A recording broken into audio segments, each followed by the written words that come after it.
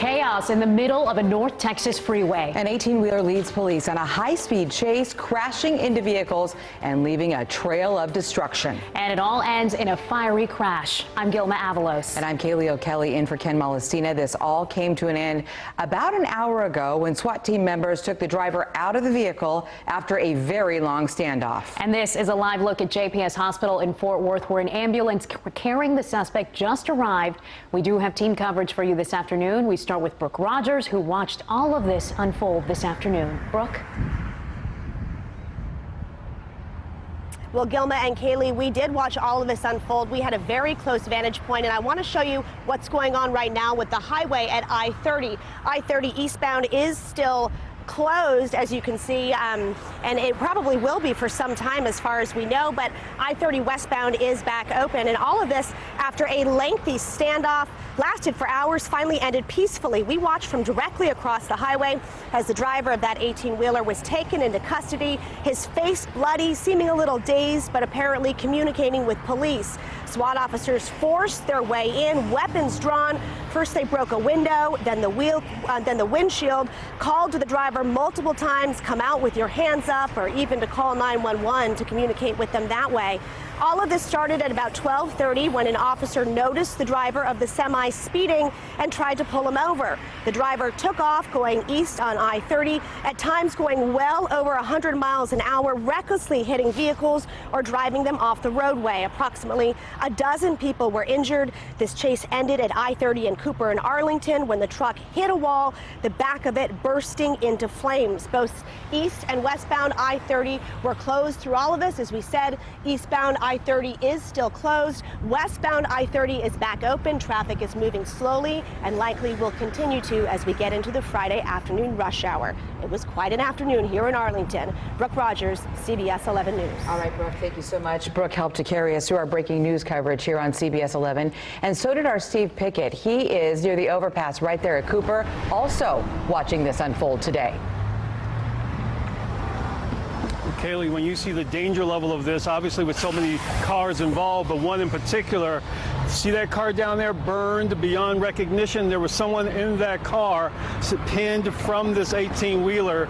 Police confirming for us the driver of that car kicked out his window. He escaped. They sent him to the hospital. That man is alive and relatively well under the circumstances, seeing what happened here. There's another car right over here to our right being put on the trailer. One of 5 cars directly impacted by this 18-wheeler's driving, we are told by authorities. One man's car hit, as we mentioned, that fire ignited. Arlington police were actually already at this very location when this crash occurred. They were responding to another accident when this trucker came speeding through here. When that fire ignited and traffic backed up, dozens of people here started watching this scene. They were lined along both sides of this highway.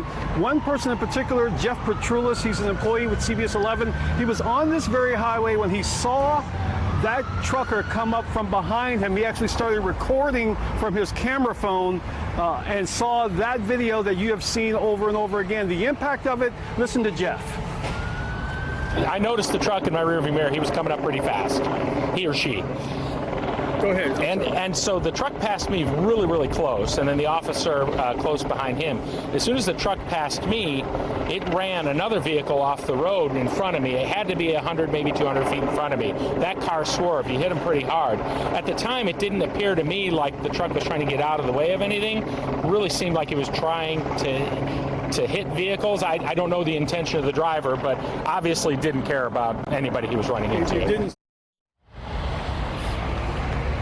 In fact, within the last 10 minutes, we talked with authorities from Arlington Police and also Fort Worth Police, who defined this as this driver driving erratically. They were concerned about if he was actually speeding away from them or, frankly, even targeting cars. It's unclear at this point. As you know, that driver now out of that vehicle in custody on his way to that hospital. But the concern here was there were many cars and many people in the way of this 100-mile-an-hour truck heading east into Dallas, stopping here in Arlington. As a result, everybody relatively well under the considerations of what could have happened.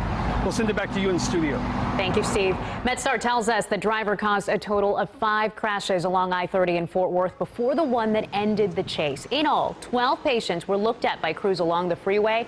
Just one person had to be transported, and those injuries are expected to be, thankfully, non-life-threatening. And while the standoff is over, the investigation on the freeway continues. Westbound lanes are open. Still no word, though, when eastbound I-30 will open again. Of course, major backups do remain at this hour. It is a rush hour on a Friday. It is completely best to avoid the area. And with that fire in the middle of a freeway, it could take a while to clean it all up. We are keeping an eye on things for you and working to get a time estimate.